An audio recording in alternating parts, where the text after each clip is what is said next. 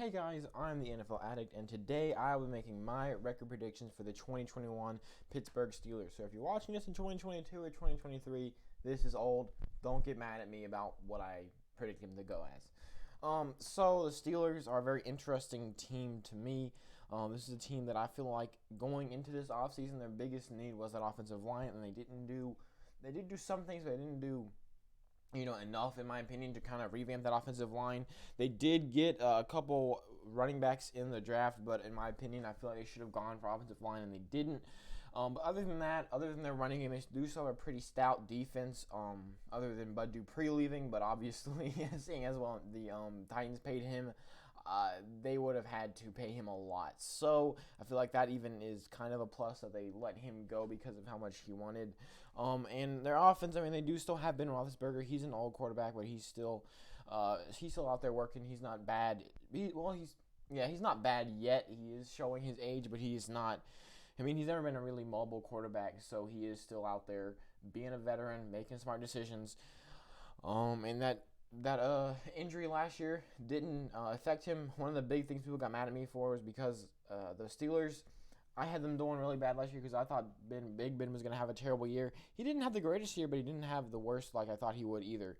They also have Juju Smith-Schuster, Eric Ebron, so their offense is definitely their weak part, but definitely still pretty good. So let's go ahead and get started.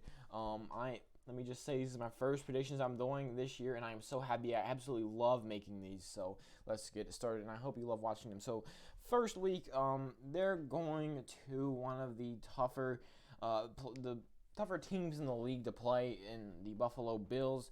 In my opinion, in my power rankings I did after the draft, I have them at the number 2 seed, and that is because both their defense and their offense is just so stout. I can see it being a good game, but I just can't see the Steelers winning. I could see it kind of going the same way it did last year when they matched up, where the Bills kind of just took off. Week 2, now they're at home. They have a nice 2-week stretch here against two teams they can probably beat. Starting off with Las Vegas, this is a team that does have a really good offensive line that could cause some problems, but other than that, they really don't have too much special going on, so I feel like their defense could hold them enough to get Pittsburgh their first win of the season at home in week 2. And then they have their first divisional game at home against Cincinnati, who will probably, most likely, have Joe Burrow back in the saddle. However, seeing as, again, the Cincinnati Bengals are another team that they really needed to fix that offensive line. They got Riley Reef, but they did not pick Penei Sewell when he was there. I feel like the Pittsburgh defensive line, you would have picked them apart, and Pittsburgh can get the win there against Cincinnati. Now they're 2-1, probably looking pretty good. Got a divisional win against Cincinnati, but now they have to go into Green Bay. This is another tough opponent. Again, this is anytime I'm talking about Green Bay, just assume that I'm talking about them with Aaron Rodgers. If Aaron Rodgers leaves, then that will change. But as of right now, he's on their team, and I feel like he will still be on their team, despite all this talk about him holding out. I feel like he won't. I feel like it's all just empty threats. But that's for a different video. If y'all want me to make a video like that, let me know in the comments. But I feel like going into Green Bay is a team that has a very stout offense. Their offense is very, very good. Their defense is kind of their weak point, but Pittsburgh also has a kind of a weak point on that offense. So I feel like this could be a a better game than a lot of people think it could be, but I still think the home team will get the better of them in this scenario, and the Pittsburgh Steelers will remain winless away from home. And then at fifth, not at fifth, but the 5th week of the season, Denver will be coming to town.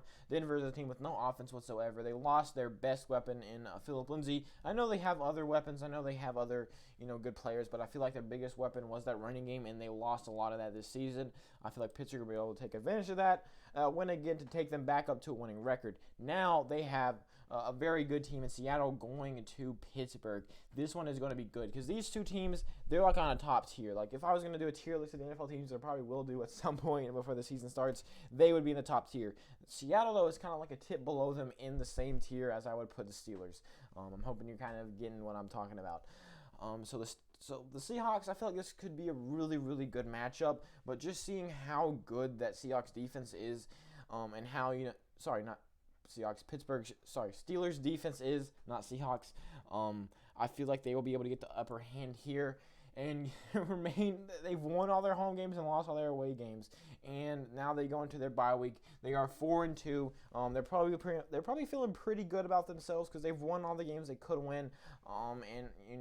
And they just go in there and get ready to work. Come out of their bye week with a tough away divisional matchup against the Browns. The Browns are one of the powerhouses in this league now. I know a lot of people are still, underrating them, but I still feel like they are one of the better teams in the league. And I feel like the Steelers, they do have a really good defense, so that could kind of harm that Cleveland offense. But with the two-headed monster they have at running back and the insane passing game they have, I feel like Cleveland will still be able to get the better of Pittsburgh at home. So Pittsburgh, they fall to 4-3, but they've got, a kind of good stretch coming up. They go, Chicago comes to them, and Chicago is a team that, again, has no offense. Pittsburgh has a very good defense, a kind of iffy offense, and you look at the Chicago Bears, and the Bears have basically no offense. They don't really. I mean, unless Justin Fields is an absolute superstar and every single play is a 99-yard rushing touchdown on a QB sneak, I feel like the Bears don't really have that much of a chance in this game. I'm going to give this one to the obvious winner in the Pittsburgh Steelers. At 10th, I'm going to have the Lions.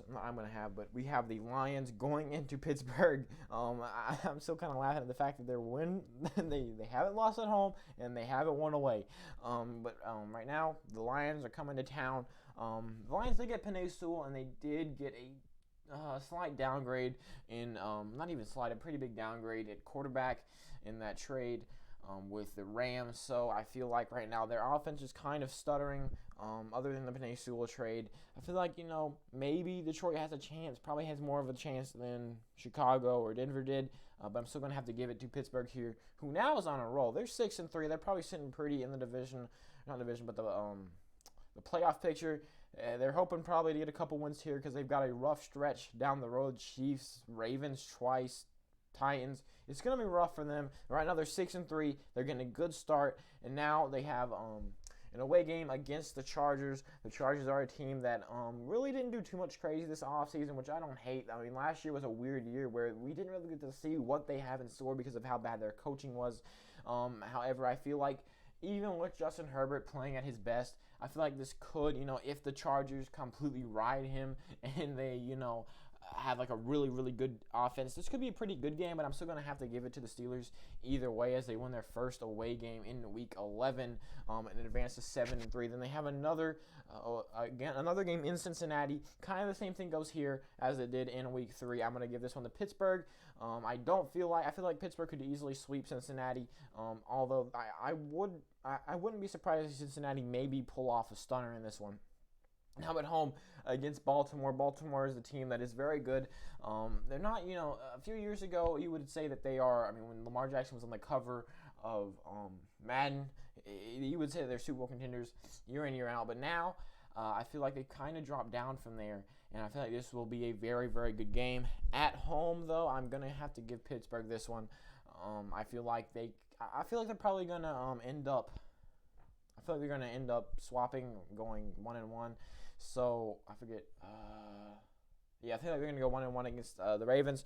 Although I'll talk about that more when I get to Week 18. For all I know, I'll change my mind by then. But then at 14th, they go into Minnesota, which really is going to be an interesting game because if Minnesota can, if the coaching gets better and they can figure themselves out, this could be a very, very, very good game and a very, very good Thursday night game. As I'm assuming this is what the TH means. Is it? Let me check.